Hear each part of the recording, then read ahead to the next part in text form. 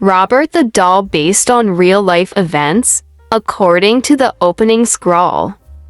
Robert is the name of a cursed doll that has been passed down through generations, bringing all kinds of weirdness and bad events with him.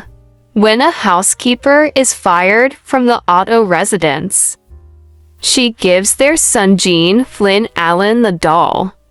Gene immediately forms a close bond with the doll, but it creeps the hell out of his mother Jenny Suzy Frances Garden.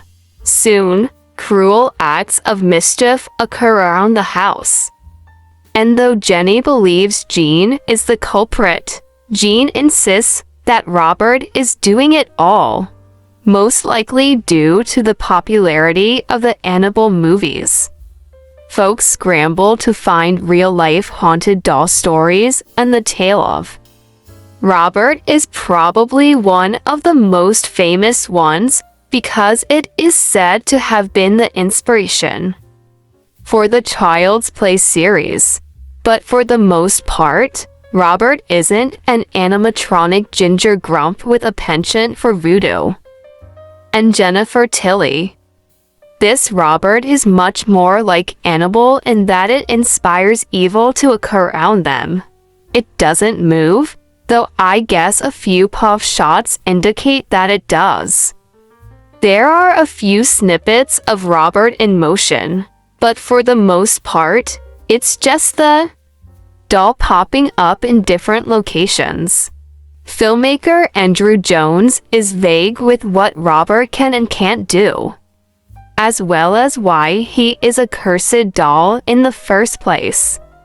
But I guess those questions are for the sequels to address.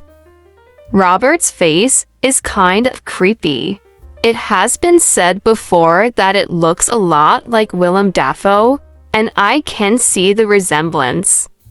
Still, I feel that his face is either shown too much or shown in a light or from an angle that doesn't really look creepy.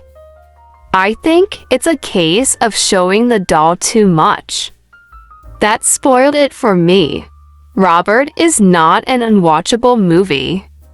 It feels like there are some decent production values put into it, and while the acting from Suzy Frances Garden and Lee Bain as the parents aren't the warmest, it's much better than the usual low-budget fare.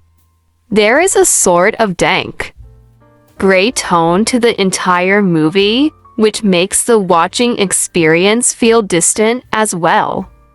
The real Robert story took place in Florida, but for some reason, this film takes place in England. It seems though there are a few American actors in it as well, which makes the setting feel off-kilter and hard to place. While the ending is very similar to the fourth installment of a very popular slasher franchise, it worked for me.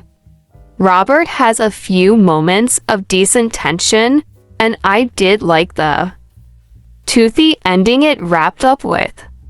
Having experienced some real DIY stinkers, I was expecting much worse from this first installment of the Robert series.